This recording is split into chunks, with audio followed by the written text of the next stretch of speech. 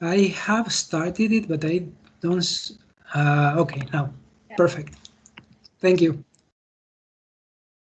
So thank you everyone for joining. We have people coming in, so I think I'll wait one more minute until we begin.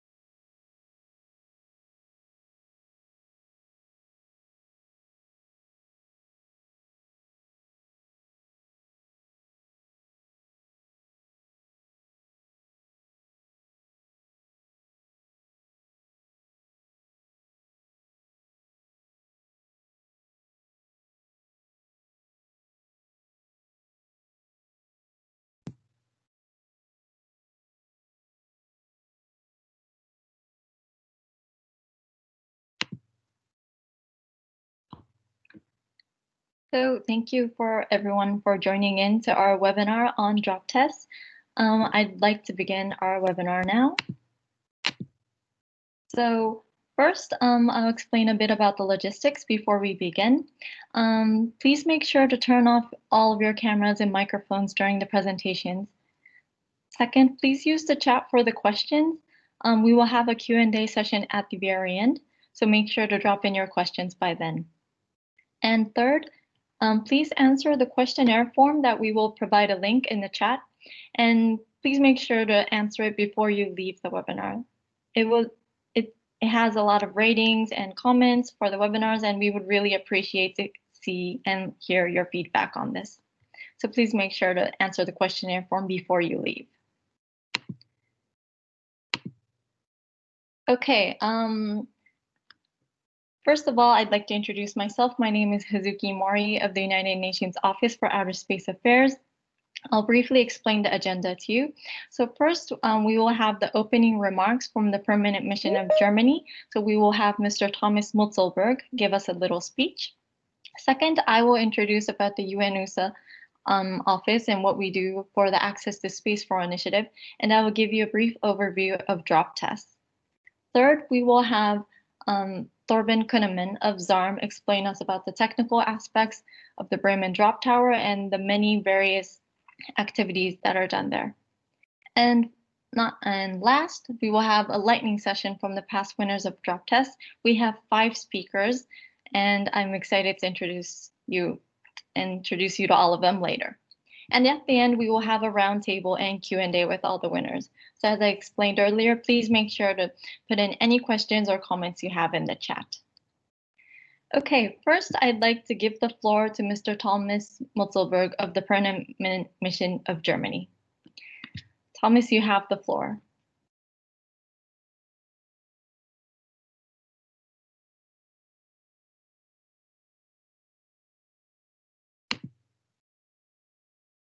Thank you very much, Hazuki, and good morning to you all from Vienna.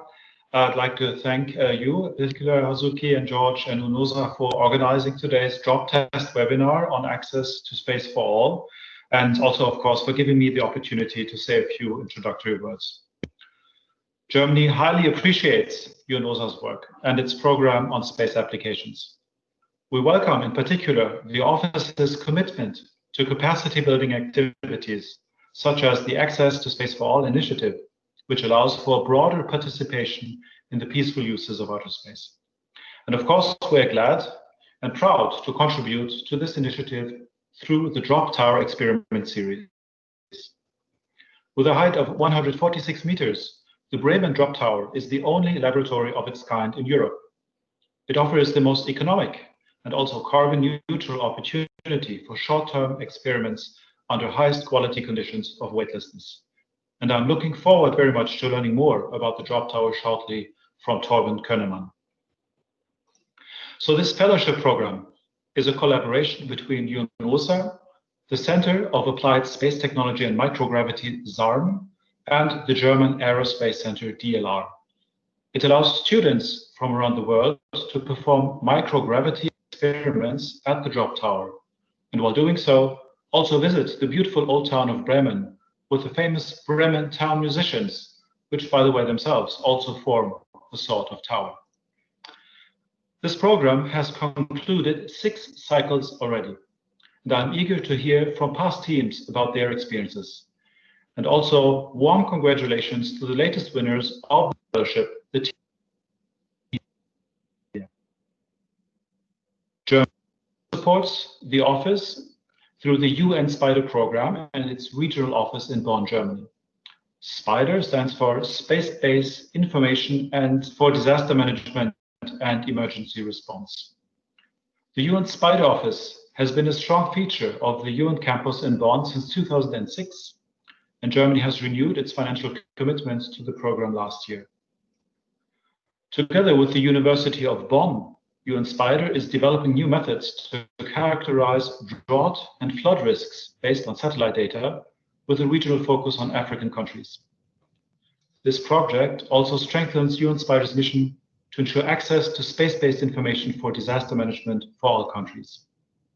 This work contributes to dealing with natural disasters and increasing resilience in vulnerable regions through space applications. These are explicit goals of the German space strategy, and it also will make an important contribution to the implementation of the Space 2030 agenda. So to conclude, both programs underline how valuable a partner UNOOSA is to us, and we look forward to working together in the future in order to make the peaceful exploration and use of space a more cooperative and inclusive endeavor. With that, thank you very much, and back to you.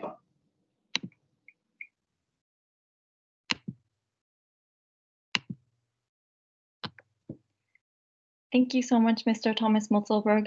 It is always a pleasure to have a country like Germany supporting our initiative and the program, and we can't thank you more. And it is always a pleasure to have DLR and ZARM as supporters as well. So thank you so much for your warm message. Next, I'd like to introduce you to our initiative and the Drop TES program. I will share my slide now.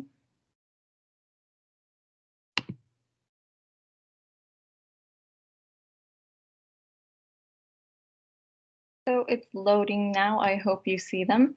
So I will give you an overview of the fellowship program for Drop Tower Experiment Series, which we call Drop TES. Before we get into Drop TES, I'd like to explain about the Access to Space for Our initiative. The goal of this initiative is to provide research and orbital opportunities for UN member states to access space and to ensure that the benefits of space, in particular for sustainable development, are truly accessible to all. We've been doing this initiative from 2018. Well, actually, the programs, many of them have been starting before 2018, but we have organized them into one initiative, Access to Space for All, and that began in 2018. And through this program, we provide access to unique ground and space infrastructures, which are normally costly or too accessible for developed countries. And we do this all free of charge.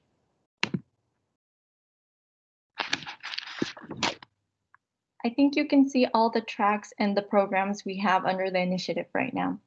So currently we have 3 tracks: the hypergravity microgravity track, the satellite development track, and the exploration track. The blue ones, the blue circles you can see are the active opportunities, which we are having right now. And the red ones are the identified gaps, and we are working with new partners to work on them. In the hypergravity and microgravity track, you can access, you have access to on-ground facilities like Drop TES and HyperJES. And at the end of on the other side, you can see that we have orbital opportunities, such as Bartolomeo with Airbus, the China Space Station with the China Manned Space Agency, and Dream Chaser with the Sierra Nevada Corporation. In the satellite development track, you can see that we have 2 opportunities, one with JAXA for KiboCube, and one with Avio for Vega C. So these are opportunities that you can have your small satellite be deployed into orbit. For the exploration track, we are working on an opportunity with a new partner, but we are working on a ground analog and telescope project.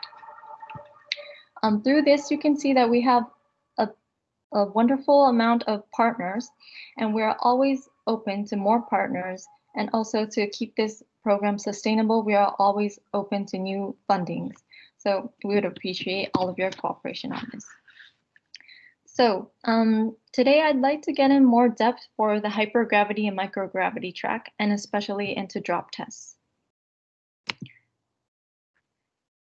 Before that, I'd like to explain about the series of webinars we're doing currently. So as you can see in gray, maybe it's a little bit hard for you to see, but we've been doing some webinars already for the Access to Space for All initiative. First, we did one about overview. Second, we did one about raising awareness of your project. And third, we did one for space law and regulations. All of these are on our website. You can see the presentations and you can see the recordings of the webinar. So I think this would help you in learning more about the initiative and learning more about different points. Today, we are doing one dedicated to drop tests. Next week, we are doing one which is called Ask a Winner, which is incorporating lessons learned from from winners from various different programs, such as the ones I've explained in the one before. We will also have ones on AI, artificial intelligence, and also some space engineering basics. We will also have a webinar dedicated to KiboCube in December. Also, we are doing a lot of work to promote our webinars and promote our initiative. Please use the hashtag Access to Space for All to spread the voice. Currently, UNOOSA has Twitter, LinkedIn, we have Facebook and YouTube, and we try to promote and give out the information on all our projects with this Access to Space for All hashtag. So please use it whenever you or your organization does a tweet or has any post. And also for today, since we are doing one on drop tests, please use the hashtag DropTES. So now I think I will get into more depth about drop tests. So basically, a lot of things were already mentioned by Thomas earlier, but I will explain it again. So drop test is a fellowship program between UNOOSA and ZARM and DLR, and it started from 2014, and we have organized it under the Access to Space for All initiative. It aims to provide educational or research institutions with opportunities to conduct a series of microgravity experiments at the Bremen Drop Tower in Germany. The Drop Tower experiment series consists of 4 drops or catapult launches to be conducted within 1 week. Each experiment series is accompanied by an on-site experiment integration taking place 1 week prior to the campaign. So, out of all the opportunities we have, why drop tests? The Bremen Drop Tower is, as explained, one of the tallest drop towers in Europe, and the experiment duration has been extended to 9.3 seconds now, and it is unmatched by any other drop facility worldwide. And also here, testing in a microgravity environment represents an achievable entry point to acquire new knowledge and conduct various tests in many different research fields. I think you can hear a lot about the different research fields from the winners, because we will have 5 winners from 5 different teams with all different areas. But you can work on astrophysics, biology, chemistry, combustion, fluid dynamics, fundamental physics, and material sciences. What is great about drop tests is that the Space Administration section of DLR will bear the cost to conduct a series of experiments. ZARM will provide technical support during the campaign, along with on-site apartment for student accommodation. And UNOOSA will provide financial support for the travel of the selected team. So what the selected team has to need the cost for is basically just developing their experiment. I'll explain a bit about the Sustainable Development Goals, SDGs, since in future rounds we will ask them to include this in the application to make sure that their experiments, their research will connect to the SDGs. So currently, drop tests may contribute to the SDGs below, which is SDG 4, ensure inclusive and equitable quality education, and promote lifelong learning opportunities for all. And SDG 9, build resilient infrastructure, promote inclusive and sustainable industrialization, and foster innovation. And all of the applications that come out of the research and experiments done can probably reach to much more SDGs. So we look forward to gaining more applications from you that have more SDG goals included.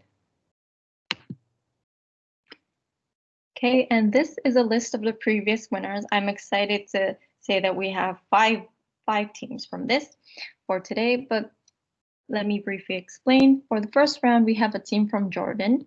The second round and seventh round, we have a team from Bolivia. The third round, we have a team from Costa Rica. The fourth round, Poland. Fifth round, Romania, and sixth round from Italy. And as you can see in the objectives, the fields they have done research are in very different fields. So there are ones that are doing 3D printing, there are ones that are doing medical, there are ones that are doing engineering. So you can see the many different types of experiments that can be conducted in DropTES. For the requirements for participation, you will see this in the application form when we actually open the rounds, which is probably next year.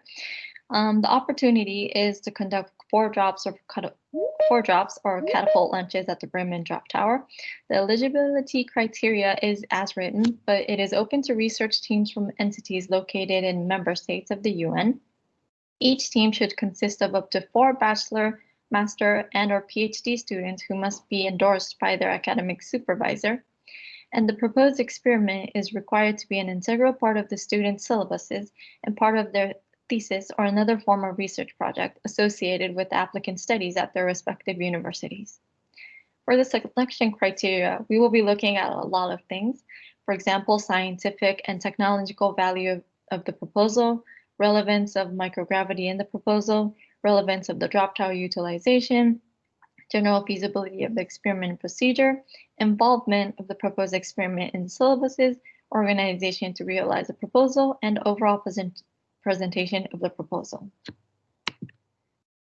So currently we have all the newest information on our website at unoosa.org. Also, if you have any questions or inquiries, please make sure to contact us at UNOOSA access to space at un.org. Okay, thank you for that. I would now like to give the floor to Thorben, who will give you a more detailed explanation about the Bremen Drop Tower and the many things you can do there. So Thorben, you have the floor. Yeah, thank you very much, Hazuki, and thank you also for organizing this webinar, and thank you also for the overall support for DropTES. So I start sharing my screen. Okay, I hope you can see my presentation. So once again, good afternoon. My name is Torben Könemann, and I'm the scientific director of the ZARM Drop Tower Operation and Service Company. So that's a company which operates and maintains the drop tower facility located in Bremen, Germany. In my position, I'm in charge of the overall microgravity experiment operation. And I'm your first contact, point of contact, and how to realize your microgravity experiment at our facility.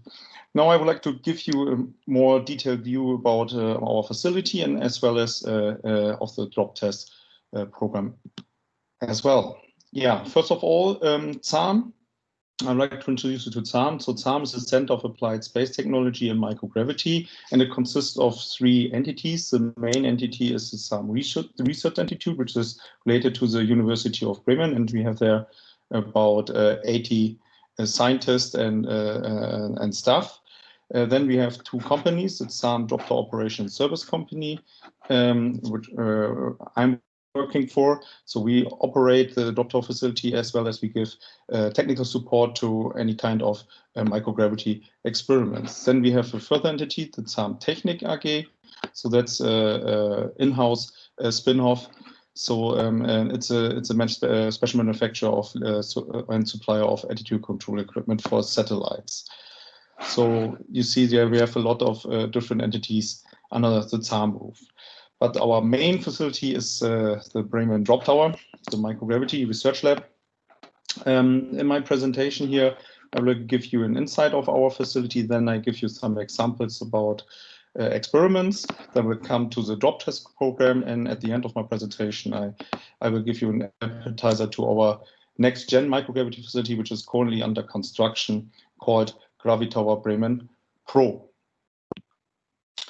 So yeah, I think I will show you a video. It will be best case to explain you, or to give you first view of about our Drop Tower facility. Here, my colleague Andreas Gierse will explain you something. Please enjoy.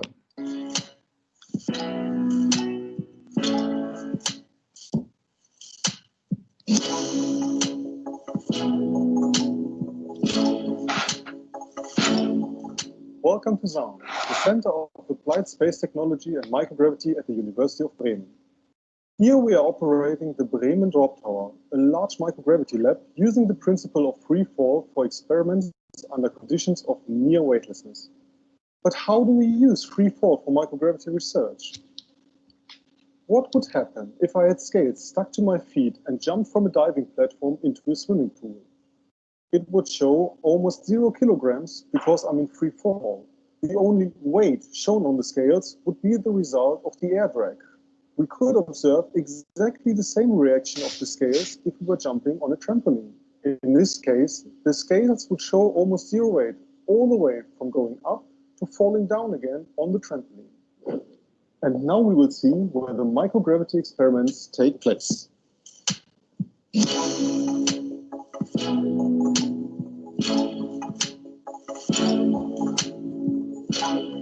For a drop experiment, the capsule is pulled to the top of the drop tube to a height of 120 meters. From there it drops for almost 5 seconds before it lands in a container filled with tiny polystyrene balls, like these. The most extraordinary feature of the Bremen Drop Tower is the catapult system. It allows us to shoot the experiment from the bottom of the tower up to its top, from where it falls down again into the deceleration container. This way, instead of 110 meters for a simple drop, we can use a distance of 220 meters for free fall, providing a microgravity duration of almost 10 seconds, unmatched by any other drop facility worldwide. Another important feature is the fact that the free fall takes place in a vacuum.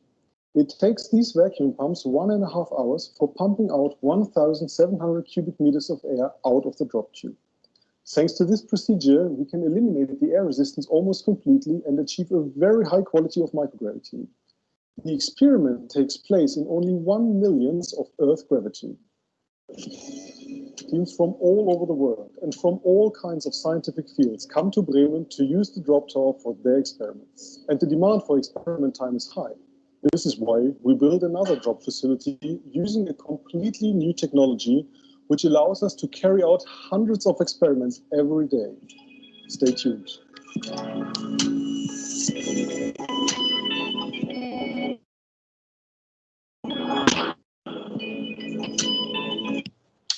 Okay, so you got the facility. So to summarize that, I'd like to give you some more facts. So as you heard, the Bremen Drop Tower is 146 meters high and consists of an outer concrete shell. And inside this concrete shell, we have a vacuum steel tube. So it's our vacuum chamber to do the drop or catapult operation. So in a drop mode, the capsule will fall down from the top into the deceleration container. So it lasts 4.7 seconds. Or we can use the way up and downwards. So with our catapult system, so we shoot it up and downwards, then the capsule will fall in the deceleration container. So then we can double the time of microgravity, nearly double the time of microgravity to 9.3 seconds. This is unmatched by any other facility so far.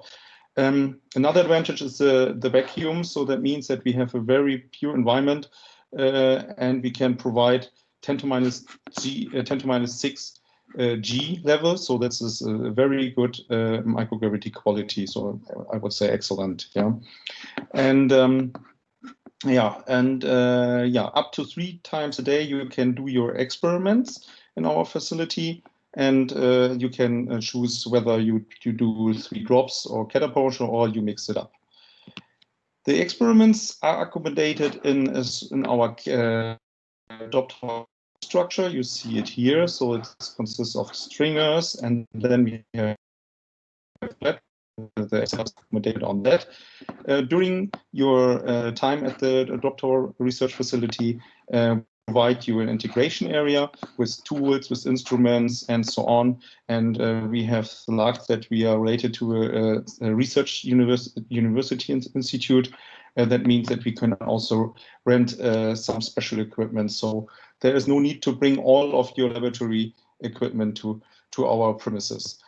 And yeah, as you can see here, any experiment is supported by 2 drop tower engineers, 1 mechanical and 1 electrical engineer.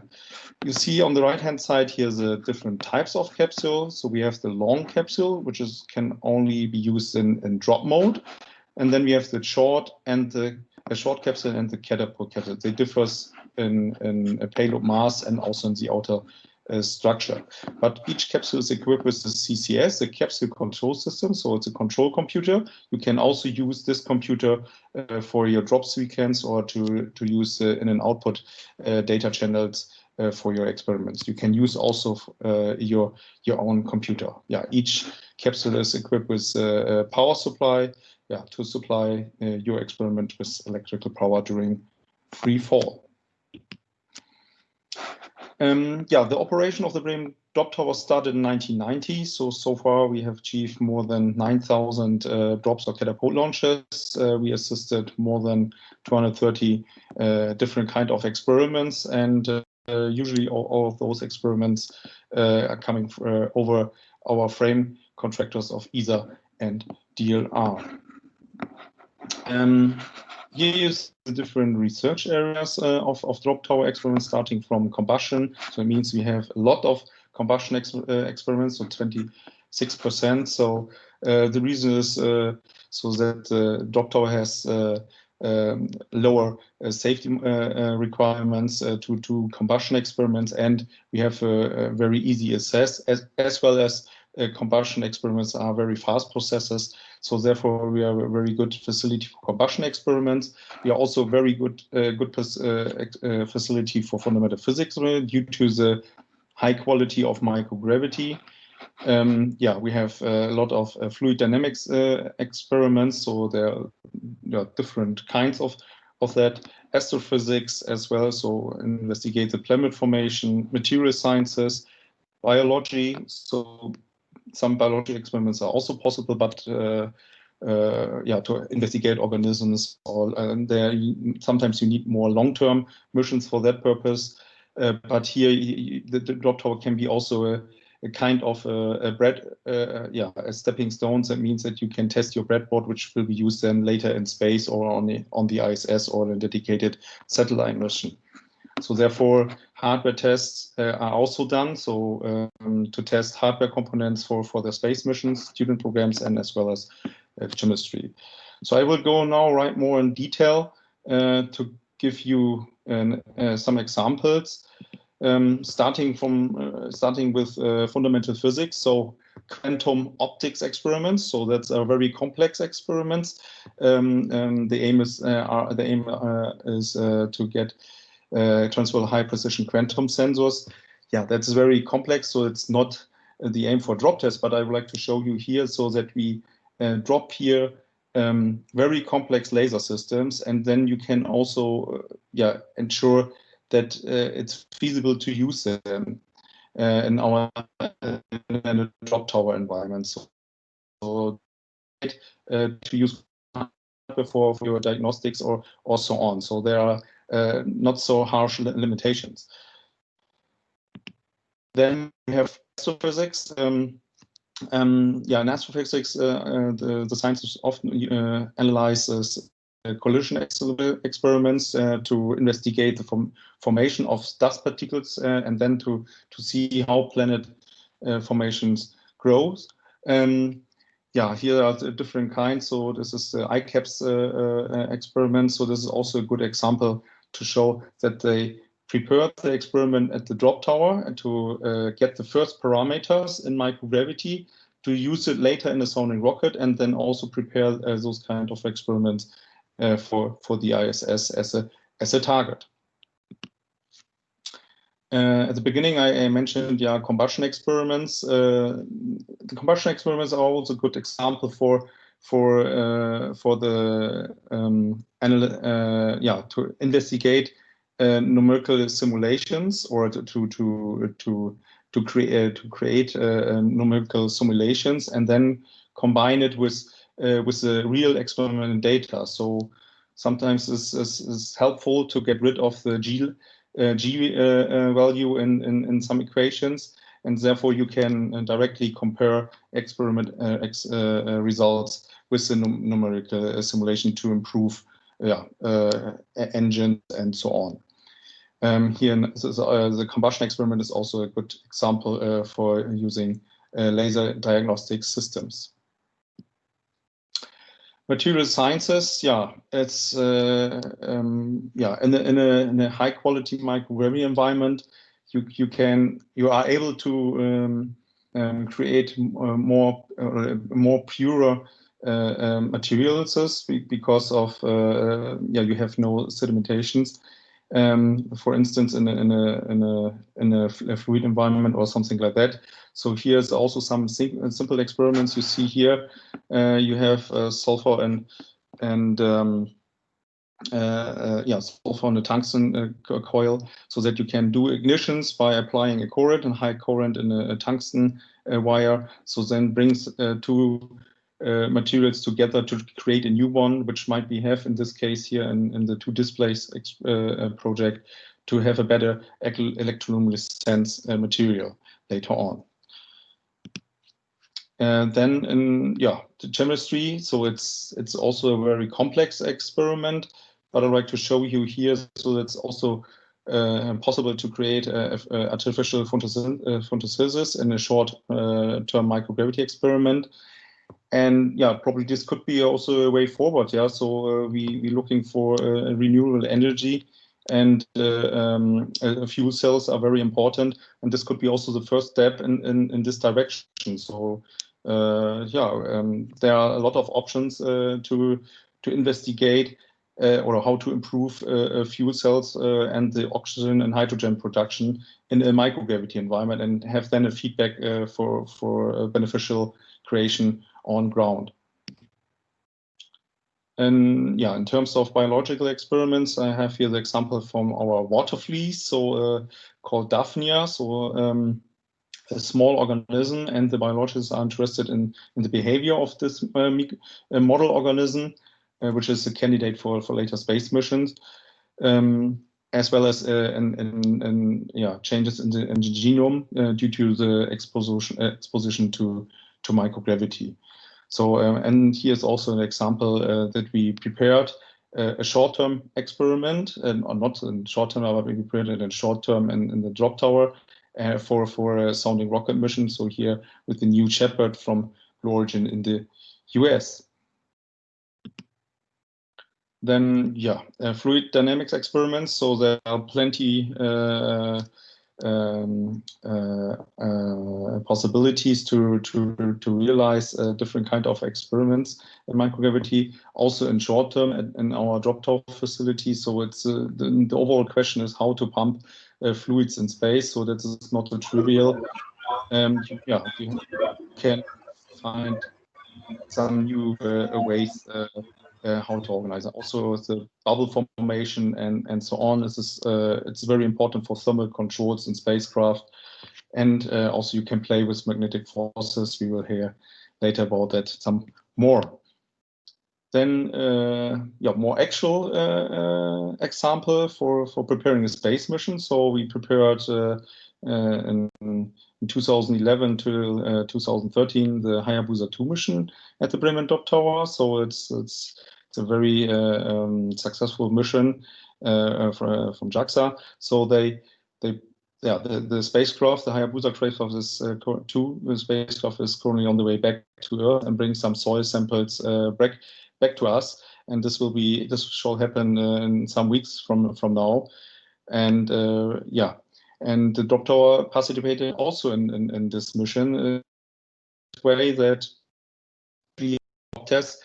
It's a good way that the deployment mechanism was tested here for the Nevera 2 rover or for the separation test of the mascot lander from DLR. You see here an example. So if you have some nice ideas of how to deploy objects in space and to guide it out from their box, yeah, that could be also a good way forward for a new drop test experiment. Okay, wait a second. Yeah, and that was also an example that the Bremen Drop Tower could be a stepping stone into space, and in a so-called bottom-up approach that you have a breadboard. Can be tested in the drop tower, then use it on a sounding rocket and then bring it into space. You can have also here as an example test your CubeSats or deployment system of your CubeSats. This was done also in the drop test round. Yeah, there are plenty of options, and yeah, the space is yours for that. So now I would like to emphasize here a little bit more our student programs. So we are involved in the Rexus-Bexus program. So it's a sounding rocket balloon program by DLR and the Swedish National Space Agency. So the balloons and the sounding rockets for students we launch from Kiruna, Sweden. Then there's the Drop Your Thesis program, a similar program to Drop TES, organized by the ESA Education Office. So for students from ESA member states. And then we have Drop TES, we are talking about it, and for that I would like to go more into detail about this program.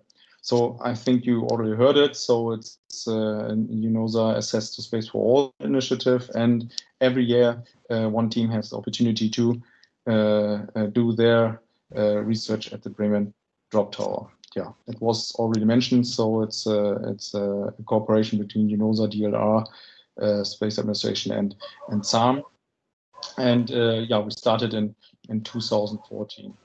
Yeah, Hazuki already mentioned some information about that, but I would like to emphasize here. So it's a real space microgravity research project, and yeah, it shaped your skills and bring you forward also for a later professional career. The drop test schedule. So usually we started with announcement of opportunity in October the previous year, and then it's open until end of January, February or March, depends a little bit. Then we do the selection, and after that the team has time to prepare the experiment. Usually 10 months, up to 10 months, I must say. So it's a very short time. And during that, you have to deliver the first experiment progress report. And based on this kind of designing phase, we will do a critical design review. And then you start manufacturing your hardware and set up your experiment. And after, shortly before the experiment is taking place in November at the Bremen Drop Tower, we will receive a second report from you so that we can review the progress on your setup. Yeah, we already think about to change this schedule, so to make it more suitable for students, and also due to the Corona pandemic, probably it's better to shift in the summertime. Also, the schedule campaign for this November for the Bolivian team, yeah, we postponed it to May next year due to the fact that perhaps restriction. Yeah. After your selection, or after the team is selected, yeah, you will be assisted by our ZARM team, and we will consult you in designing experiment, and we can also support you in manufacturing of hardware. So we have here our own workshops. Then Then for the experiment series, there are 2 weeks. The first week is dedicated for the experiment integration together with us. Then we can also provide you high-speed cameras and laser systems and so on, what we have available on site. And in the second week is dedicated for your drops or catapult launches, depending on your experiments or what you need. Then, yeah, another advantage is that the students can directly overnight next to their experiment. So we have our own apartment at the Drop Tower facility, and it can be and there up to 4 students can be accommodated. The academic supervisor can sleep also on the university campus, some hotels. Yeah, the weather conditions are also not the best in November, so it's another reason to shift it to the summertime in Bremen. Okay, yeah, at the end, I would like to give you a short introduction into the new gravity tower Bremen Drop Tower, which is currently under construction. It's a new type of drop tower, so it's you can imagine it as an elevator system. It's 60 meters high, and it will be installed, or is currently installed, in our integration hall. So we are limited in the height due to our integration hall. So it's a prototype, and with this system, you would like to test the technology and to develop a similar tower like the Bremen Drop Tower of that height, so that we are able to provide a longer microgravity period with the system 2.5. But before talking too much, Andreas Gierse, my colleague, told you stay tuned, and he will explain you the further under the next generation microgravity facility.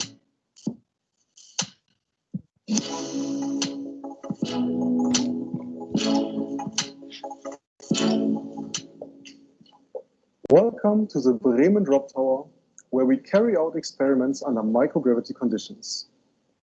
By creating a vacuum inside the drop tube, we are able to achieve a microgravity quality of 1/1,000,000th of Earth gravity. But this takes a preparation time of 100 minutes before every drop. However, there are many experiments which require a much higher repetition rate than we can offer today. Well, this is our solution. Let me introduce you to the brand new microgravity facility we're working on right now, the Gravity Tower Bremen prototype. This new facility achieves a similarly high microgravity quality as the existing Bremen Drop Tower, but without a vacuum. To achieve this, the air resistance is not eliminated but compensated by a slider that encloses the experiment during free fall. The experiment and the slider are accelerated from the bottom of the tower as in the existing catapult of the Bremen Drop Tower. This is done by a rope drive with a very low initial acceleration in order to minimize structural vibrations. This reduces the vibrations transmitted to the experiment even more. The slider acts as a shield from the air drag, like a contact-free vehicle brought to the exact same speed as the experiment during fall. Inside the slider, there is no relative velocity between air and experiment. Towards the end of the free fall, the experiment is recoupled to the slider, and both are decelerated by the rope drive.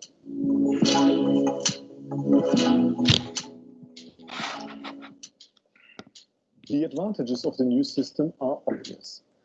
With the GitHub Pro, scientists can carry out hundreds of experiments every day with a microgravity duration of 2.5 seconds. They can bring their experiments here and operate the whole system using this user-friendly control station. All safety functions are fully automated to allow users to focus only on their experiments.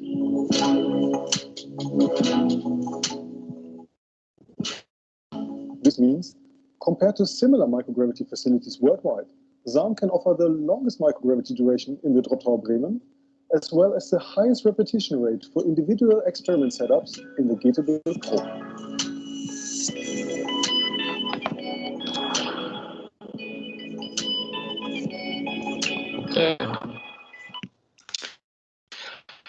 So, yeah, as you know about our new next-gen facility coming soon, it provides up to over 100 experiments per day, but only we are limited in the height of our integration hall, and therefore we can have only 2.5 seconds of microgravity, but yeah, we plan to develop it to a new dedicated tower with then 8 seconds of microgravity. This use rope drive system, so it's like an elevator. So you have here the elevator cabin, and inside we can bring our standard catapult or short capsule. So that means that we have a lot of synergy effects Bremen Drop Tower, so that you can do drop or a catapult launch, and then with the same identical setup, you can use also our gravity tower. Especially you can use the gravity tower before a catapult launch, so then you can elevate a parameter space and then use your golden parameter in 9.3 seconds of weightlessness. Another advantage could be with this gravity tower, so that is our objective at the second step, to provide partial G levels, so especially Moon and Mars. Yeah, so then we have a combined movement of the slider and with the capsule inside. About the status of the gravity tower repose, so you saw the hydraulic winches and the complete engines in our second hall. Now we installed it between the vacuum tube and the concrete shell, so it's very narrow, but it was challenging, but we could solve it. And all of these hydraulic systems were installed. The tower itself is outside the concrete shell in our integration hall. You see it here, and here is the slider with test masses. And since mid of this year, we started with the first initial operation. So it means that we had the first movement of our new tower. You see it here. So what we are missing is the slider itself and some connection element to release and to catch the capsule. And yeah, but nevertheless, we plan, or we hope that it's possible to bring this new facility mid of next year into operation. And that means also this will be available for drop tests. And this could be a further plus for your experiment.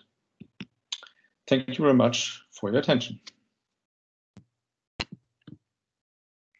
Thank you so much, Steven, for the presentation. I think you can see that there are various types of activities you can do in drop tests and at the Bremen Tower. And I think that would motivate a lot of new applicants to do any kind of research that they're interested in. So yeah, thank you so much for the information. Okay, now I'd like to move into the part where we have the winners present about their experiences. First, I would like to introduce our speaker from Jordan. Nabil, you have the floor. Thank you. I'll share the screen. Yes.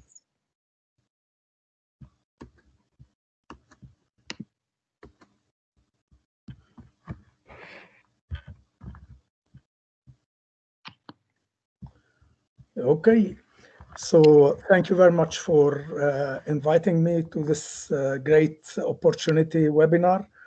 The drop test that we won was in 2014. It was the first global competition. And we were 3 students from the German Jordanian University, Farah Tour, Ghaith Shishani, and Hisham Wanni, and I was the team leader, Nabil Ayoub. With respect to how did this idea came about, it was Farah Tour who thought about it, and she knew about the competition from the Student Affairs Office through the Royal Jordanian Geographic Centre. Then she was taking a course at that time on tuned mass dampers. Then she thought, why not to have this tuned mass damper installed in a satellite, and then you will have an electrodynamic tether coming out of the satellite. And however, there were many unwanted instabilities due to the Lorentz forces of the Earth's magnetic field. and the electric field. Correspondingly, she thought, why not to have the tuned mass damper connected to this tether in order to quench the instabilities. And indeed, we started the whole project from there. And then she had a great opportunity for her, where she had a talk in the Jordanian Astronomical Society about her experience, and also she advocated many other teams in Jordan to participate. Then the same with me. After participating in 2014, I was invited to by the United Nations UNOOSA to Costa Rica workshop on human space technology. At that meeting, I was introduced to the clinostat device. And then in 2017, I became the president of the American University of Madaba. Now, I wanted to transfer this experience into the into American University of Madaba. There were offers by UNOOSA to have around 50 clinostat devices. However, when I asked for one, it seems they were ran out of stock. Correspondingly, we said, why not to manufacture one ourselves? So we have done that, a 3D clinostat, and indeed, we were able to carry out several experiments in botany biology. And one of the experiments we were able to publish in Springer Verlag and in the journal MPJ Microgravity. Then we had also an innovation initiative. We went out, a team of our faculty members, and engaged with high school students in the local area of the university in Madaba, in the biblical city of Madaba, and as well we went to several schools in Amman. Actually, two teams of the high school students were sponsored on projects related to clinostat, and they were able to win the Jordanian Ministry of Education National Scientific Fair in February 2018. And they were eligible to participate in the International Science Engineering Fair in 2010 in USA. And indeed, they achieved third place in the Space Sciences category of the ISEF Fair. In 2018, UNOOSA invited me to a meeting in Vienna on providing access to space, where I explained the innovation initiative at the American University of Madaba. Now, we are planning on engaging further researchers from various fields in microgravity experiments. Most of them, it will be through the clinostat. Now, we had several issues and obstacles. One of the main issues was that when we started designing and executing the project at the German Jordanian University in 2014, the free fall time at the ZARM Drop TES tower was around 4.7 seconds for free fall. However, when we used our tuned mass damper from local components that we had in Jordan, the best time to achieve quenching was coming out in about 50 seconds, which is way much more than the 4.7 seconds. Directly, we communicated with Professor Thorben Kahneman, and he indeed helped us a lot in the practical solutions. And then he sent a whole new setup with very low friction components and sliders. And this was all at the expense of ZARM. And thanks for them a lot. Now, with respect to Farah, Farah Atour, she was very much interested in the drop tests, and she indeed applied for an internship for her studies at ZARM for 6 months, and she enjoyed it and benefited a lot from this experience. As for me, we were able to construct a 3D clinostat device at the American University workshops. Then we mentored and advised many teams of high school students in Madaba and Amman on outer space technologies and awareness. Then the success of several teams who were advised, mentored, and trained by AUM faculty members in winning the national competitions in science and technology fairs. And as well, a team of 3 female students won the 3rd prize in the space sciences category in the International Science and Engineering Fair held in May 2018 in USA. Then we are now forming teams of faculty members to do research on microgravity in various fields, especially in biology and botany.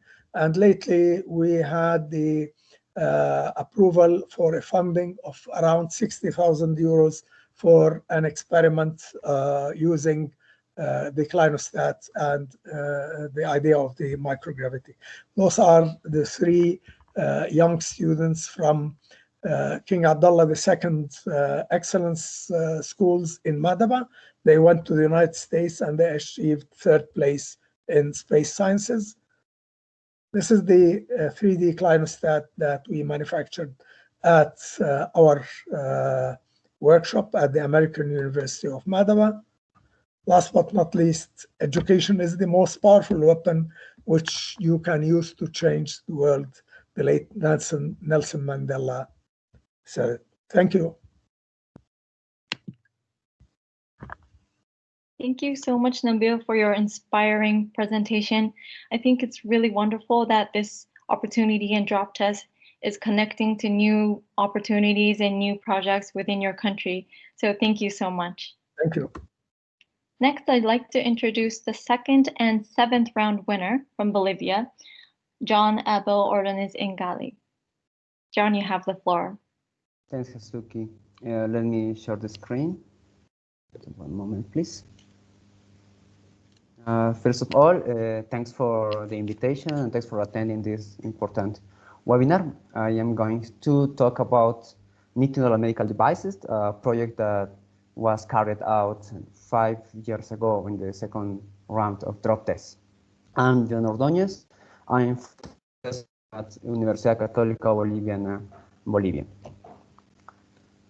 Answering the first question, how did we get to know about the opportunity? Well, as a background, one of the members called Diego Rojas was looking for opportunities for research around the world. This is the reason that he found this fellowship program called Drop Tower Experiment Series Drop TES. It was very interesting. He commented about the opportunity to all the members, and we decided to participate. We decided to apply for this program. Second question, how did we apply to Drop TES? Why was the project needed, or how did the project originate? Well, all the members were working in a Bolivian company called PFM. Also, this company has a relationship with PFM Medical from Germany. Both companies manufacture 2 devices, ASD and PDA for hair defects. The first defect is called atrial septal defect, and the second patent ductus arteriosus. This is a common problem in people who were born in cities of 1,000 meters above the sea level, because there is a hole between 2 chambers of the heart. This is the reason why we wanted to evaluate his performance in microgravity conditions, emulating similar fluid to the blood because it's important the two parameters. The first one is the density and the second one the viscosity. In the heart emulator, we have chambers, the fluid. Between them, we have the device, the ASD and the PDA, and the hole. And the second test refers to the shape memory test because we need to evaluate the reconfiguration time of this material, nitinol, that is alloy from nickel and titanium. It is a small material with very special properties like shape memory. How has participating in Drop TES changed the environment around you? 5 years ago, most of the members were only students, undergraduate students. And after that, all of them became professors at university because they got some maturity in research. This is the reason why we wanted to publish articles, papers, and a book. We published this book called Medical Devices Under Microgravity Conditions. And also we participated in the COSPAR assembly that took place in Pasadena, California, USA. After that, we lead the research center in mechatronics engineering with strong research fields in embedded systems, robotics, and assistive technologies, and others. And also manage the mechatronics department and our university. And after that, our capabilities of manufacturing and research increased a lot, thanks to ZARM, UNOOSA, and this opportunity. Also, I'm not sure what is wrong here. Let me check. Our research activity increased a lot. We published several papers around the world. That is an important fact. That is a consequence of this opportunity in Drop TES. About hopes for the future, we would like to create a specific research area in aerospace technology. Focus mainly on nanosats and also satellite images for digital processing, and also applying some algorithm for detection of some phenomena. And thanks UNOOSA, ZARM, DLR, and all the institutions that make possible access to space for all. Thanks. Thank you, John, for your inspiring presentation. It's really interesting to see the many different fields that you've been working on, the medical, material science, and also you're pursuing a new nanosat project. So it's really amazing to see how things are evolving in your country. Thank you so much. Next, I'd like to introduce Moacir Francesca, who is our third round winner from Costa Rica. Moa, you have the floor. Thank you so much, Asuki. I'll share my screen in short. Could you please confirm you can see my presentation? Yep, we can see it. Okay, perfect. Well, thank you, UNOOSA, for organizing this webinar. To me, it's a pleasure to recap a little bit of my experience for the third cycle of Drop TES. And in my case, the title of our experiment was an analysis of a scaled robotic arm manipulator under artificial gravity conditions. Well, we were a team composed from students and professors from the two main public universities here in Costa Rica, the Costa Rican Institute of Technology and the University of Costa Rica. And yeah, let's get started. How did I learn about the opportunity? Well, it all started with this picture you see here on this slide. This was a photo I took back at the United Nations Costa Rica workshop on human space technology in 2016. It was in March 11th. So there was a workshop held here, and we had Mr. Torben telling us about this opportunity. He presented us actually this same presentation about the Drop TES opportunity.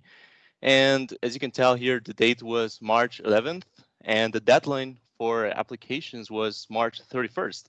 So I asked Torben, do you think I should apply? Do I still have enough time?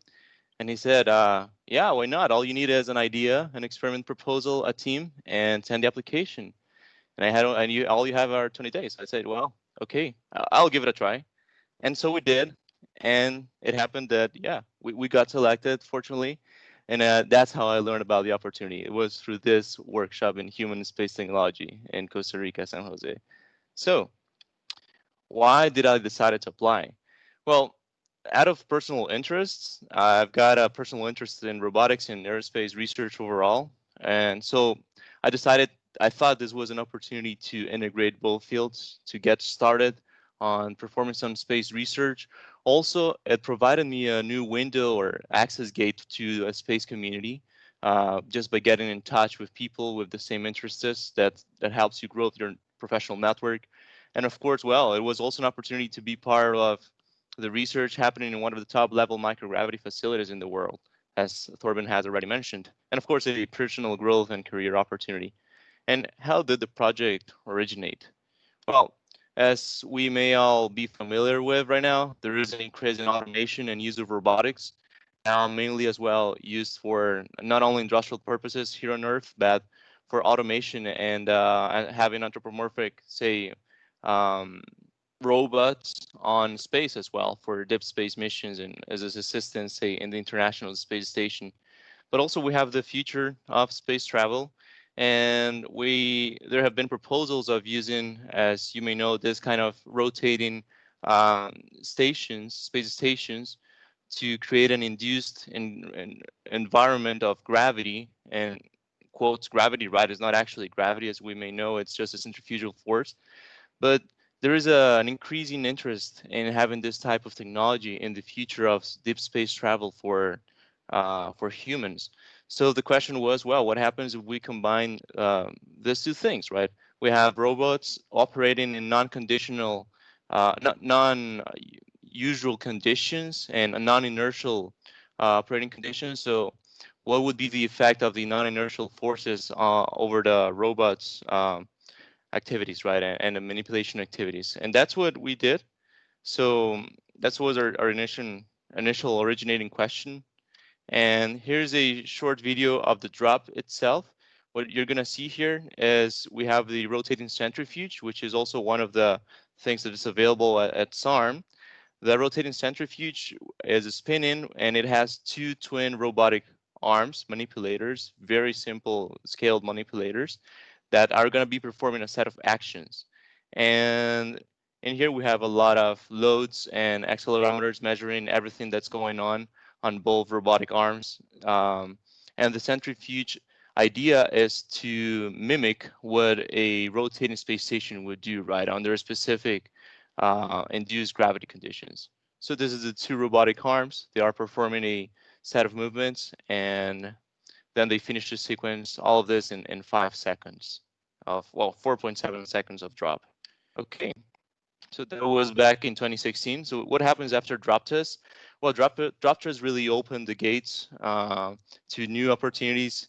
We published a conference paper here at the International Astronautical Congress. This conference paper was presented in the International Astronautical Congress in 2017 in Adelaide, Australia. We had our 5 minutes of fame in TV by being interviewed in Australia. And we also had some local newspapers and magazines publications here in Costa Rica, which of course inspired new people to continue this kind of research in microgravity, and it really spawned a new wave of interest locally. Hopes for the future? Well, first of all, hopefully more people here take advantage of this opportunity and all of the opportunities that UNOOSA is providing to us. Why not? Right now, there's a growing interest in constructing a Central American micro-G tower facility. And of course, why not taking our experiment further by testing it in a zero-G flight of a parabolic flight plane. And well, once again, special thanks to UNOOSA, DLR, and ZARM for all these opportunities. I want to say it's hard to overestimate the power of the opportunities that UNOOSA is bringing to us. Right now, I'm currently working on the CuboCube program as well, and this was thanks to UNOOSA, and we are currently developing a new satellite. And I want to say that there are plenty of opportunities. I want to wholeheartedly encourage everyone to really apply and take advantage of everything that UNOOSA, in conjunction with its partners, is offering. So thank you so much. Thank you so much, Monsieur, for this inspiring presentation. I did not know you came up with this project in 20 days. That's amazing. And it's really nice to see step by step how you what got through the project. So thank you so much. So before I introduce the next speakers, I'd like to ask everyone to keep sending in the questions. We will have a Q&A at the end of the session. And of course, before you leave, please make sure to answer the questionnaire form. It would be really great to have your feedback. So, yeah. Okay, next speaker. I'd like to introduce Ms. Agota Simon. She is the 5th round winner from Romania. Agota, you have the floor. Hi, everyone. I'm really happy about this webinar, and I'm really enthusiastic to show our experience and let's say ideas. Program. So I would like to tell you a little bit about our project, which was entitled The Interaction of Laser Exposed Medicine Droplets with Target Surfaces Under Microgravity Conditions.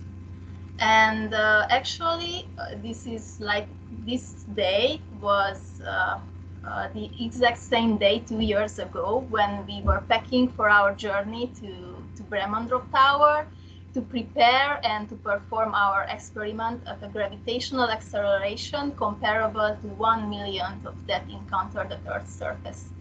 So therefore, I think it would be a nice time for a little recollection. So this was our DropTES 2018 team.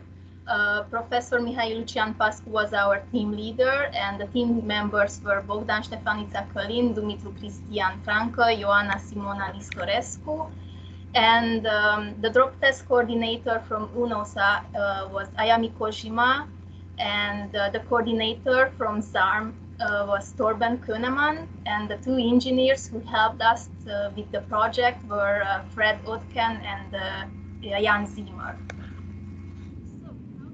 To know about this opportunity. It's quite a funny story. It's a similar story to the previous speaker story. So at the beginning of 2018, I was participating at the hypergravity workshop organized to celebrate the first decade of the large diameter centrifuge at ETSTEC. And Daniel Garcia Yarnos, the Associate Program Management Officer and Associate Scientific Affairs Officer from UNOOSA, hold a presentation about the Human Space Technology Initiative activities of UNOOSA. Actually, we didn't have time and the chance to speak at the workshop, and I didn't take the initiative to inquire more info after that. However, a couple of weeks later, actually, he contacted us and told that our previous project was really interesting and suggested a couple of open calls for project proposals, and one of them was actually DropTES. And we also had just a couple of weeks to prepare our proposal, and we were saying the same, like, let's say it's a good opportunity and we should try it, and we tried. Why we did apply for the DropTES? As I mentioned earlier, we have already studied the interaction of laser exposed medicines with different target surfaces in hypergravity conditions within ESA's spin-your-thesis program at the large diameter centrifuge in ESTEC. And our subject was firstly to try to make this experiment in hypergravity, because it's really important to know when you are sending in space some medicines, how they are actually behaving and how they will transit through hypergravity. But the end result, of course, it would be to study them in microgravity. So this was really a the next phase for our study, and this is why we wanted to study in microgravity. And of course, we beforehand had some terrestrial studies at the laser spectroscopy group of the National Institute for Laser, Plasma and Radiation Physics. And probably you are curious, how has participating in Drop TES changed the environment around us? First of all, in the half-year development phase of the project, we made new connections. And firstly, this was within our team, because some of us didn't know each other, so it was a really nice opportunity to make new connections. And second of all, with UNOOSA experts, and of course with the Drop Tower experts. And last but not least, this project also led to new ideas and new project proposals, such as the one which I proposed for the Orbit Your Thesis program, alongside with these 9 members, and also my PhD coordinator and as an endorsing professor. And our team reached the finals, but unfortunately we didn't get selected. However, later on we have been contacted by an ISA representative to try to implement our idea into a new proposal. But before I tell you the end of the story, I would like to share you a couple of pictures with Drop TES 2018 moments. Here are we, the student members of the project preparing for the experiment. And I also wanted to show you some photos from the control room, because it was really impressive, especially when you are waiting for the drop capsule to detach. Here are some more pictures during the setup, installation and alignment. And at the end, some funny moments from the end of the campaign. And finally, some ideas and plans for the future. So this is like the end of the previous story, which I started to tell you. So the first, the student project, which didn't get selected, now is like a full project, which is approved by ISA, and now we are preparing to make our setup and make the phases to send maybe in 1 year, 1.5 years, our experiment to the ISS. It's a bit different experiment. The subject a bit changed during that. Now we will study the coalescence of 2 droplets in microgravity conditions. Of course, I have high hopes for the futures that I can also study the medicine droplets interactions with different surfaces in longer time intervals in microgravity conditions. And about Drop TES, finally, I only can say that it was the most amazing experience and experiment that I ever had. And if there was a lot of pressure, for example, will our experiment work, or will it survive the impact at the end of the drop? We had the possibility to work in a fascinating facility with great atmosphere alongside a dedicated team of Drop Tower experts. And within that professional and still relaxed environment, we managed to implement our ideas and witnessed our setup coming to life. So at the end, I can tell you that I will never forget this adventure, and thank you for UNOOSA, ZARM, DLR for this great opportunity. Thank you so much, Agota, for this amazing story. I think it's really great that you were able to make new connections and new project opportunities. And also, I can see from your presentation that you learned a lot, but you had a lot of fun as well. So I really encourage the applicants to really just try and like send in your applications. And maybe, yeah, as Moasir and Agota told you, you don't need that much time. If you have an idea and if you have the passion, you'll probably make it through. So yeah, thanks for the inspirational talk. Okay, I will introduce you to our last speaker, who is the 6th round winner from the team from Italy, Alvaro Romero Calvo. Alvaro, you have the floor. Alvaro, you're muted. Okay, it should be solved by now. Okay, here we are. So, first of all, thank you so much for the invitation. And my name is Alvaro. I'm a PhD student at the University of Colorado and the team leader of Stellium, which is the UNOOSA Drop TES winner. We basically were interested in the solution of magnetic liquids in microgravity.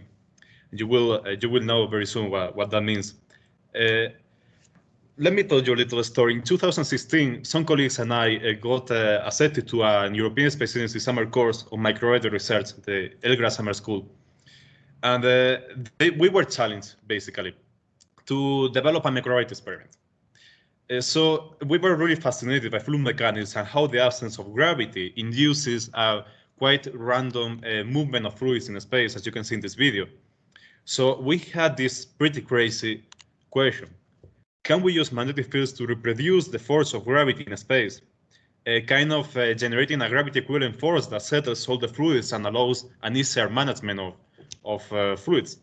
Well, the thing was that this idea was already explored in the 60s, but it was conceptualized, but it didn't go further. And as soon as we started digging this topic, we discovered that there was a huge field of research, so huge that actually I am doing my PhD right now on this topic, among others. So we designed an experiment for this Draw thesis, where we induced an asystematic oscillation in a cylindrical fluid container, and we measured the oscillation frequency of this liquid, which is magnetic and subject to inhomogeneous magnetic fields. And we discovered that there was, well, this was kind of expected. We discovered a trend with applied current intensity. But we were astonished to see that our theoretical predictions didn't match the slope of our experimental results. And until today, we still don't know exactly why this happened. But what we knew for sure is that we needed more experiments, first on the same kind of setup as symmetric oscillations, and then on lateral oscillations to verify that there was not an experimental mistake or that there was actually a meaningful physical result. So we asked Torben, hey, how can we come back to the tower and run more experiments? And he said, okay, you can apply to Drop TES, and we did. And luckily we got awarded by Drop TES, and we started our experiment. Now the story is a bit similar to the ones you have already listened today. We had, I think it was 1 week and a half to deliver our proposal, and of course we had heritage on this, so we knew what we had to write, but we didn't have a full team of students. So our advisor, Professor Filippo Maggi, sent an email to his students saying, hey, who wants to apply? And in something like 24 hours, we received several applications for our team. It turns out that Politecnico di Milano is a very international school, so most of them came from international students. So we ended up creating a team of students from Spain, France, and Italy, who were going to do an experiment in Germany, which was pretty cool because it was such a cool atmosphere. We had such a huge public outreach impact, writing news and giving interviews to all sorts of media in all sorts of languages. That was a pretty cool experience. And one thing I am pretty proud of is that every single component of the team got to present in international conferences in Spain or Washington, D.C., or even Italy, among many others. And this is a very interesting part of our work because in conference you get to know so many interesting people, like Jim Bridenstine, the NASA administrator, or Bill Nye, the science guy, or even Don Thomas, who was a NASA astronaut of the shuttle program, one of the most humble and fascinating persons I have ever known. This kind of connections was something, I mean, we could have never had this experience if it was not because of the Drop TES program. And we are really thankful, all of us, for this. During the Drop Tower campaign, we had an advantage. We didn't have so many technical difficulties because we had the experience of Draw Your Thesis. But it is always a pleasure to see how Jan, Fred, and all the people in the tower work. These are some of the most fascinating engineers I have ever known. And as an engineer, one of my big pleasures every morning was going there and talking to them or with them about all sorts of technical questions. Every single day you spend at the tower, you learn so much. It is simply amazing. But we also have time for fun. This is a bar. This is not inside the tower, even though they share the same color. This is a bar in front of the central train station of Bremen. And this is a picture of the moment we went to celebrate our last drop. It was a very successful campaign. We accomplished all of our objectives. It was amazing how smooth our experiment evolved. And talking about the experiment, you can see here a video of one of our drops. You can see how we assert a lateral oscillation to our ferrofluid, and that generates an oscillation in the surface whose frequency we measure. And basically we extract all the frequencies and all the damping data of this system.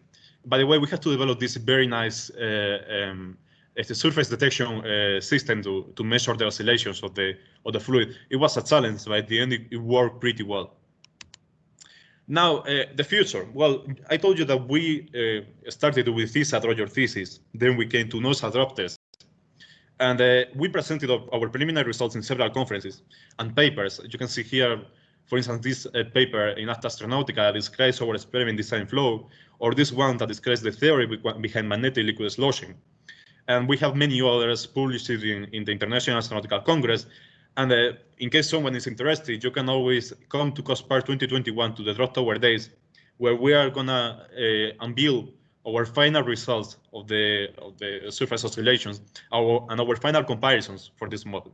We are pretty happy with them. I can really tell you that the results are extremely good, and that they seem to validate, or they validate pretty much our theoretical predictions. But now, what is about the future? Well, in my case, as I told you, I developed a PhD out of this topic. And the knowledge of this field, magnetic hydrodynamics in low gravity, such field exists because it does not exist already, actually allowed me to develop many other applications and think about many other possible technical developments. And indeed, I was recently awarded the Kensos Award to launch an experiment in Blue Origin New Cephal. So the story continues, and of course, this experience has been key for me to get the technical and administrative knowledge to carry out this sort of experiments and manage the design workflow, which is not obvious at all. Before I finish, I want to leave you the most important outcome of this experience, which is that every single one of the student members of the team went to develop a career in the space sector. Antonio in Asgard Space, Ines in Ariane Group, and Francesco well, I cannot tell, but he has a very nice destiny as well. So please, if you have any questions, feel free to reach out. And thank you for your attention. Thank you to all the sponsors for this. Thank you, Alvaro, for your enthusiastic story. It's really great to see international cooperation occurring in your little project and having different people from different nationalities and working together to pursue a goal. It's really great. And it's really great to see that Drop TES was one of the integral parts of your whole mission. So thank you so much. It was indeed. Thanks to you. Okay, so I'm having a lot of questions about the registration. So before I get into the other Q&A, I think I'm going to share my screen again to explain about the registration, since I believe some of you joined in after my presentation. So I'm going to quickly share that and explain that to you. And if you still have any other questions, please feel free to write it in the chat, and please make sure to answer the questionnaire also before you leave. So I am jumping to the page where we have. So first of all, to answer your questions about the nationality, as you can see here, it doesn't matter if you're EU or non-EU. We are open to all member states of the United Nations. So here is the whole explanation of the participation. So the eligibility criteria is it's open to research teams from member states of the UN. Each team should consist of up to 4 bachelor, master's, or PhD students. So we're having questions about what happens if I'm already graduated or things like that. So basically, you would need to be a bachelor, master, or PhD student. Or if you're not, I think you can join the team as an advisory role or a supporting role. So if you've finished all your academic part, I think you can help by becoming advisory lead or a supporter.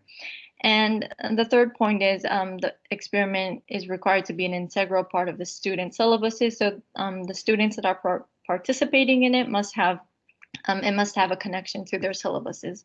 So I hope I answered your questions for the participation part. As you heard from the winners, no matter how much time you don't have or you have, it's really a one-time opportunity. So find a team, make sure to apply and get this opportunity. So I think I can stop sharing this one and go back to the Q&A. So our first question is to Thorben, and it's from Maria. Thanks, Maria. What is the G-force in a catapult launch? Is it suitable for complex life forms? Yep. Yes. Hi. Yeah, the initial acceleration, the G-force, is up to 30 G, but the movement of the catapult piston follows the sine curve movement. So that was also our aim, to create a very smooth transition to the microgravity phase. There are also some videos on YouTube where we put a glass filled with fluid on the platform and catapulted, so there's no swapping or something like this. This is only this was our aim, also to have a very smooth transition to the microgravity phase, so that the experiments in microgravity is not so much disturbed during the initial acceleration. That was technically very challenging, but we could more or less solve it. Yeah. So yeah. So then do not hesitate to test it. If there's a effect on your system, then we can switch to the drop modes, and then you have immediately a 1G to G transition, and that means you can compare both, yeah, whether it has an effect or not. Thanks, Thorben. So our next comment, I guess this is a comment from Carlo. It's asking about the construction of a second drop tower together with a group called Spaceland City. This is out of the scope of our webinar, so maybe Carlo, if you can directly inform and connect with Thorben, that would be great. The other ones are about the registration. Let's see. Hold on, I'm looking at the Q&A. Okay. A question from Elizabeth. What are the conditions in the deceleration chamber? Have there been experiments that used Bremen Tower for hypergravity experiments? So I guess this goes to you, Thorben. Okay, I hope you can hear me. I have some troubles with the connection right now. We can hear you. Yeah, I turn off the video. Mm-hmm. Yeah, the deceleration forces are up to 50 G. But I have never heard about an experiment using this. What we did sometimes is also to drop some components, or we dropped an ice ball from 120 meters, and then drop this ice ball on an ice plate. So this was an investigation of collisions of the Saturn rings, for instance. So you can use also a vacuum chamber for such kind of experiments if you're interested. So we are open to any crazy ideas, I must say. So that's it. But if you're interested in hyper and high G loads experiments, so you have a continuous hypergravity G loads and on a centrifuge, this could be also a solution. So there's a HyperJazz program from UNOOSA. So yes, but if you have some ideas about that, to have some collision experiments on hyper G levels, so that we can also make such things happen. Thank you, Thorben. And yes, indeed, we have a program with ESA called HyperJazz. You can find it on our webpage as well. So thank you so much. Our next question is from Pamela, and it goes to all the winners. So I would ask each of them to speak. So if there is one thing to highlight about the participation in this program, what would it be? And also one bad or difficult thing. So maybe a hurdle that you had to overcome during this program. So first, I'd like to ask Nabil, our first winner from Jordan. Thank you. Well, the difficulty. To this, the first thing, the highlight of it is that it's a once in a lifetime opportunity, and it can open up many opportunities if one can exploit the visit. Then, in addition, to me at least, it opened a new horizons. I had the pleasure of going to Costa Rica and joined a UNOOSA conference there. The same, I went to NASA to Houston, Texas, and I was invited to a industry innovation cross summit. In addition, it opened up many doors. Now, the most difficult, when one starts the project, it's really not that easy. At one time, you start getting many doubts that maybe what you are doing does not comply with the laws of nature and all of that. Then you go to thermodynamic laws, and you go into electromagnetic theory and all of that. Then you find out there is nothing wrong there. So then this will make you assured that you are going on the right track, even if you haven't achieved the result. And that's why when we had the problem with the times of dissipation of the tuned mass damper, we sought help from Thorben, and indeed they gave us the best help we can ever think of. Thank you. Thank you, Nabil. May I ask the same question to John? Well, it brings an excellent opportunity in order to know more about research in aerospace technology, in our case, prove our ideas to make science. This is important for everyone. As I said, it was important because we open our minds. We changed our approach in research, and also we participate in different conferences. Also, we increase our CVs. We keep in touch with first level universities and programs around the world.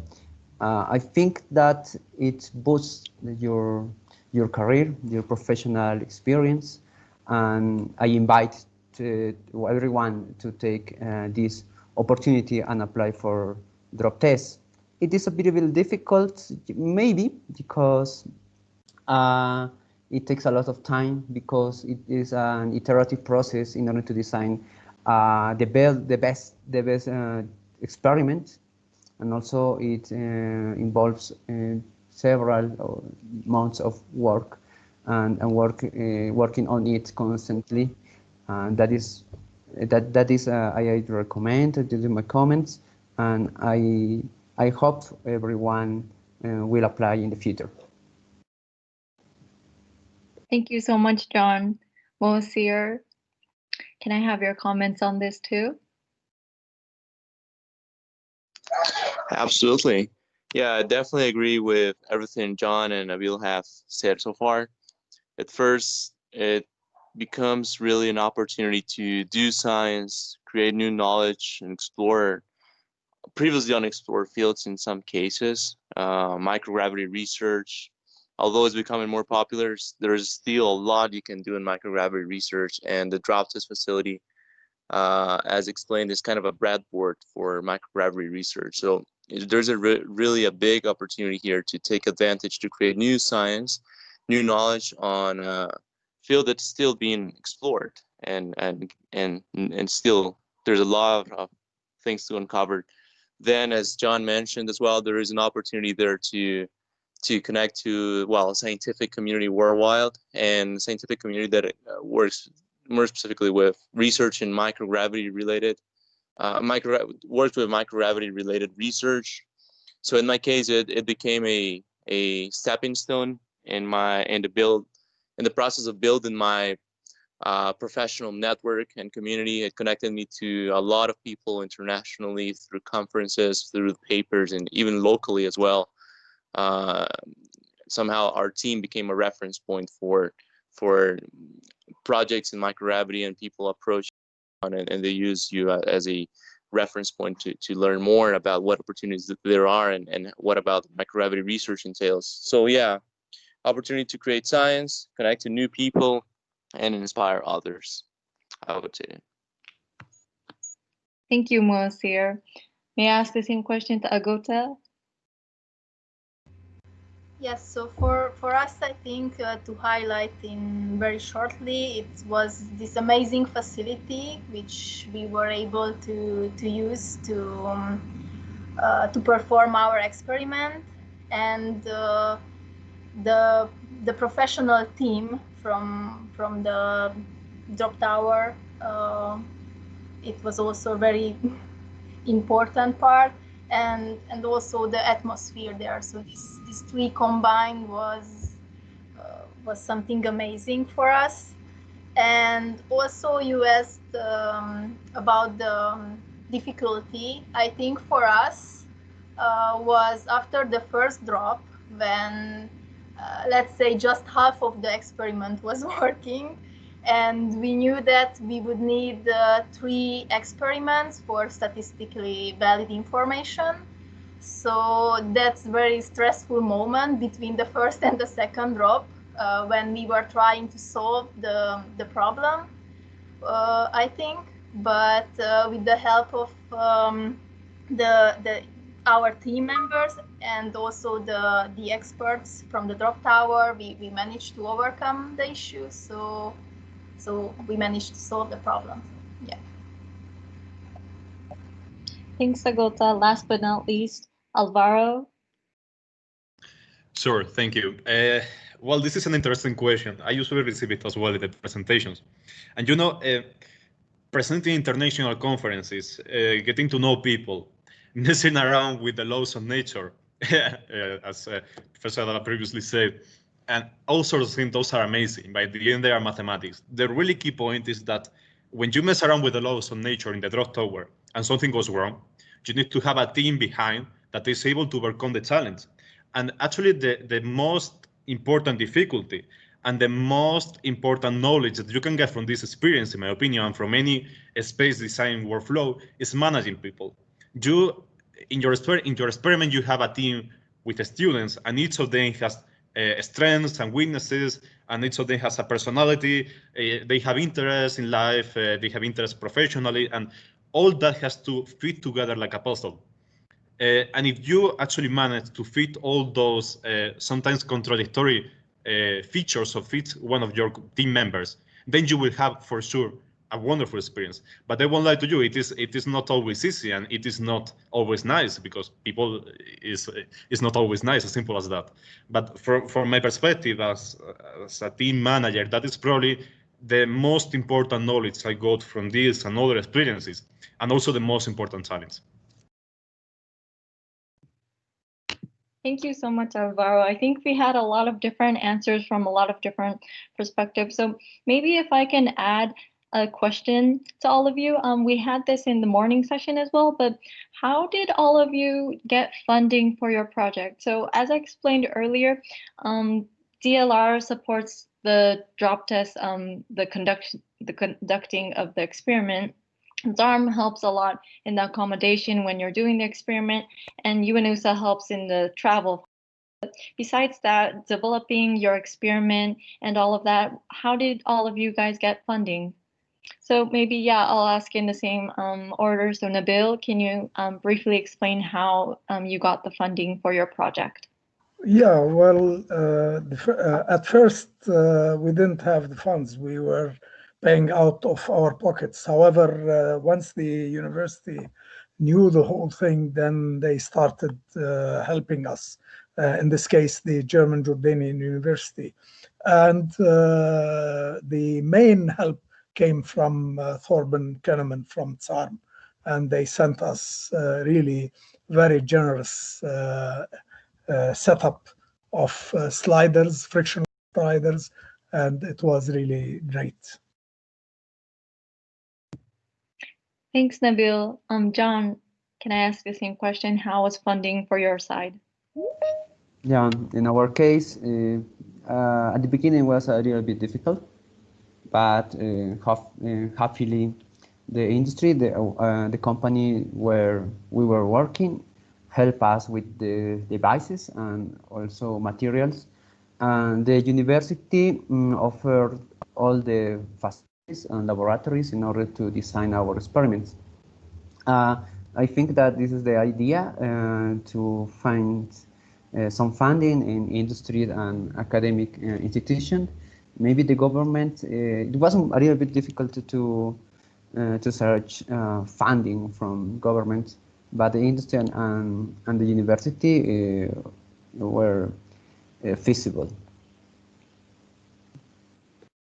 Thank you so much, John. Moasir, how did your project get funding?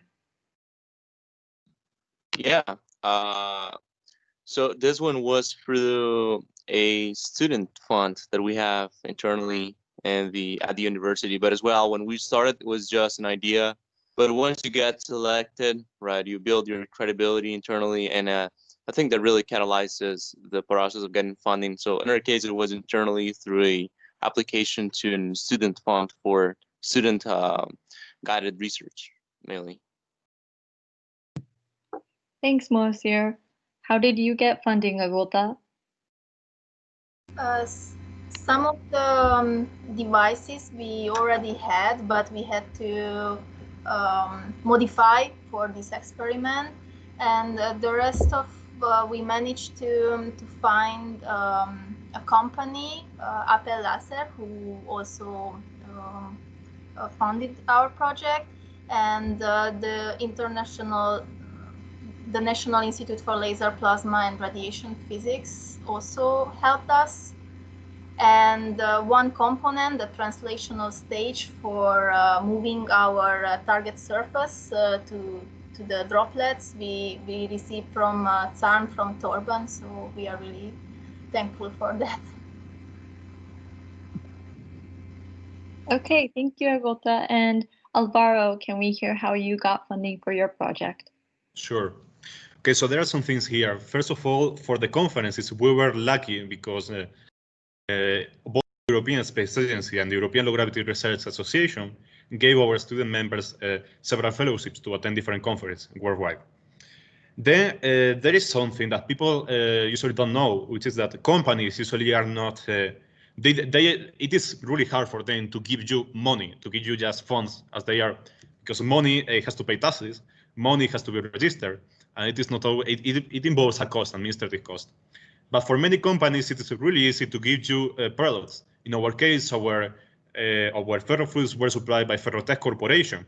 Ferrofluids are an extremely expensive component, and we got them for free in exchange for mentioning our papers and our presentations. So that is one of the best ways actually to get funding, not actual money, but products, which is kind of the same for your experiment.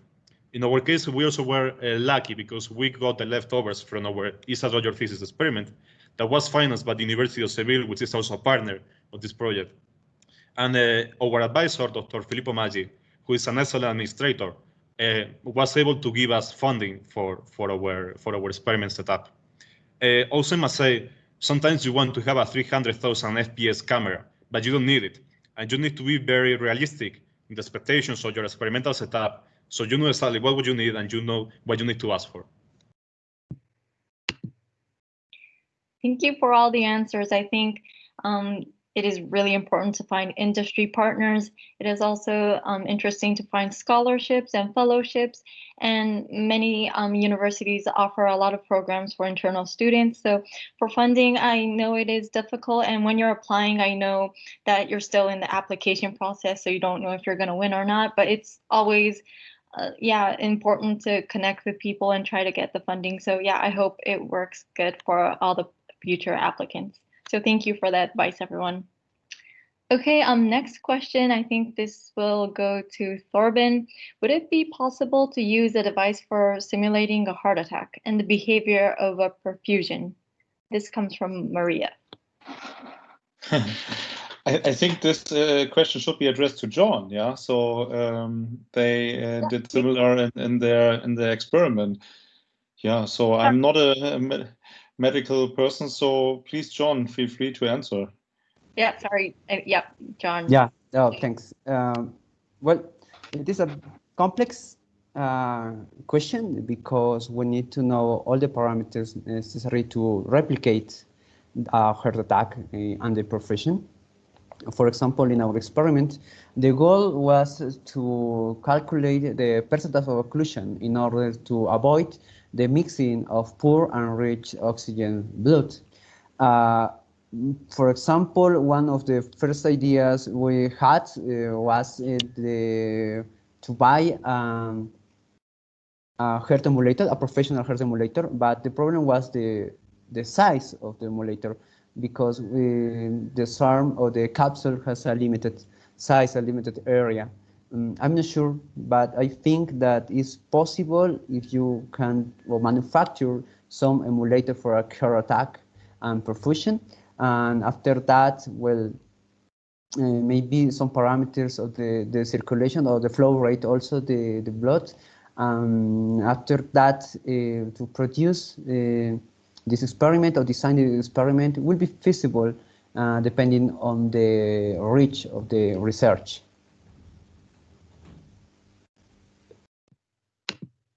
Thanks, John. Yep, I hope that answers Maria's question. And we also have another one, and this is to Agota. So it's very encouraging to see your presentation. Could you share the main results of your research?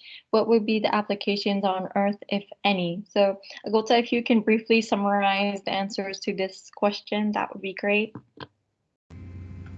Yes, so we studied the interaction between medicine solutions with an aluminium surface in microgravity, and actually we were thinking about the application in space. For example, when you are for a long term in space, some microorganisms can grow on the inside of the spacecraft, so you would need to decontaminate the surfaces. This is why we used aluminium to simulate the most used surface on a space station or spacecraft. So it would be interesting to see this interaction, and we used contact angle measurements to see how the different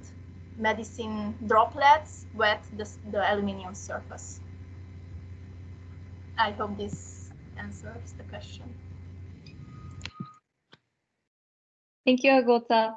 To inform everyone, we will put all the presentations and the recordings of the webinar on our website. And I think all of the presentations had the email addresses to the speakers.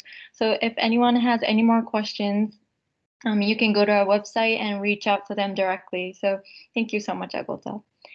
So I think we are done with the questions. I have to say it was a very informative webinar for me as well. So I'd like to thank all the speakers for taking the time to join in, and I'd like to thank all the participants also for being so engaging and asking so many questions. As I said, we'll put everything on the website, so if you have any friends or colleagues that missed this webinar, please make sure to send the information out to them. One last thing, please make sure to answer the questionnaire form that we have on the chat. It's really important for us to hear your feedback, and we really want to improve our webinar, so please make sure to answer that. So for Drop TES, as Thorben explained, we are currently trying to open a new round. However, due to COVID-19, our winners from this year haven't been able to do their campaign yet. So we will always try to let you know what is happening, and hopefully we will be able to open the new round next year. So thank you so much for all of your participation.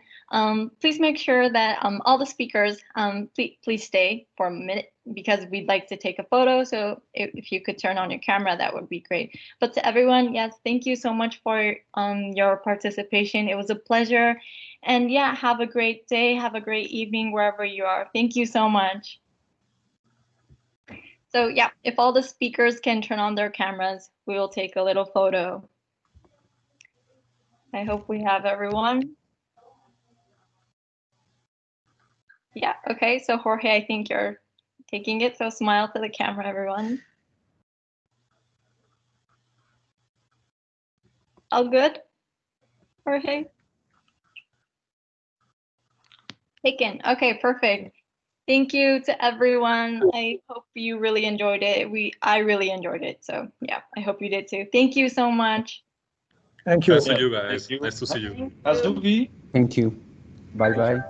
Bye. Thank you, Hazuki. Take care. Torben, Thank you so much. thank you for organizing this. Yeah. Thank See you ya. all. And all the best for your future. Hazuki, do you have a second for me?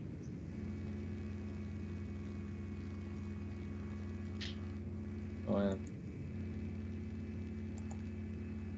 Hazuki, do we? Oh, yeah, you're muted. Hold on, Torben, we still have participants, so I will let Torben, you. we can send you an invite by email. To a different link, yeah. Yeah.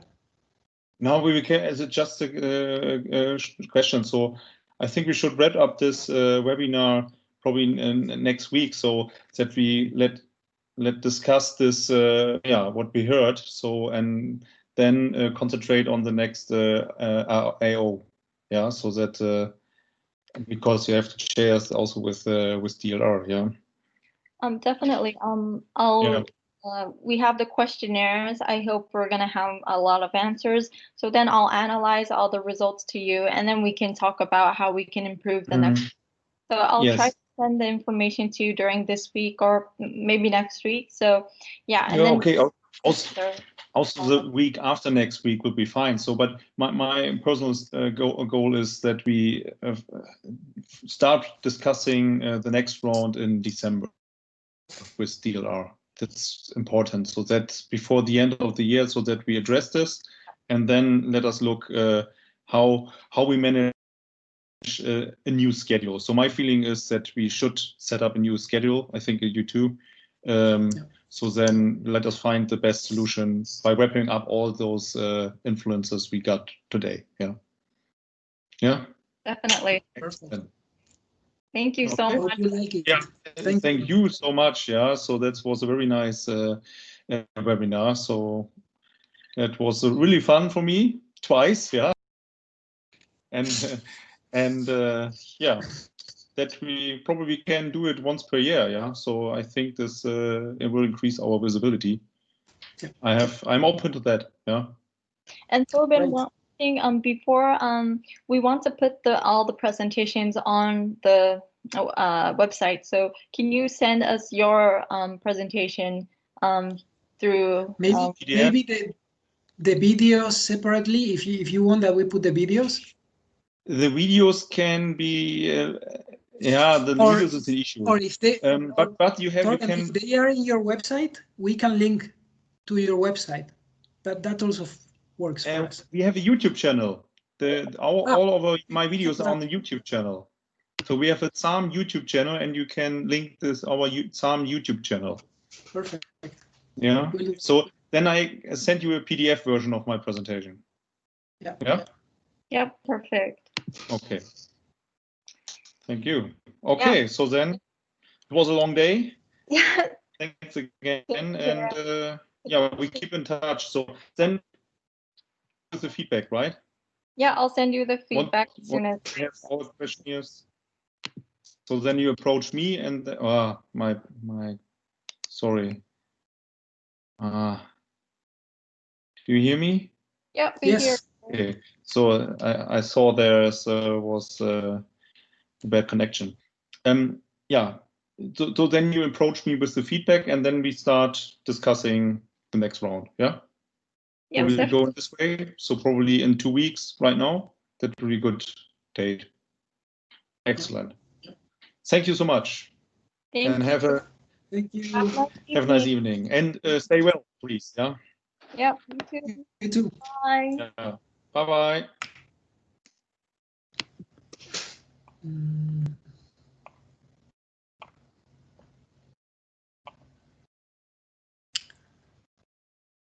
Hopla.